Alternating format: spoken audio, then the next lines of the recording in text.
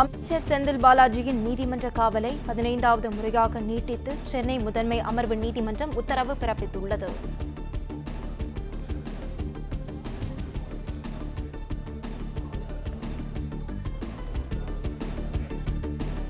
இதுகுறித்த முழு விவரங்களை இணைப்பில் காத்திருக்கும் செய்தியாளர் ஆனந்த் வழங்க கேட்கலாம். ஆனந்த், வணக்கம். தகவலை பதிவு பண்ணலாம். வணக்கம். அமைச்சர் செந்தில் பாலாஜியினுடைய நீதிமன்ற காவலை வருகிற ஜனவரி 22ஆம் தேதி வரை நீட்டித்து சென்னை முதன்மை அமர்வு நீதிமன்றம் உத்தரவிட்டிருக்கிறது.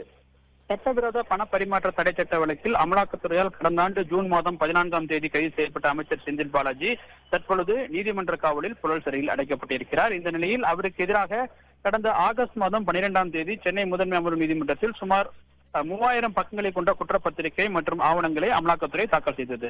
இந்த நிலையில் தற்பொழுது நீதிமன்ற காவலில் புழல் சிறையில் அடைக்கப்பட்டிருக்கும் அமைச்சர் செந்தில் பாலாஜியினுடைய நீதிமன்ற காவல் இன்றுடன் முடிவடைய உள்ளதால் அவருக்கான நீதிமன்ற காவலை நீட்டிக்க வேண்டும் என கோரி மனு தாக்கல் செய்யப்பட்டது. இந்த மனு நீதிபதி அல்லி முன்பாக இன்று விசாரணைக்கு வந்தது.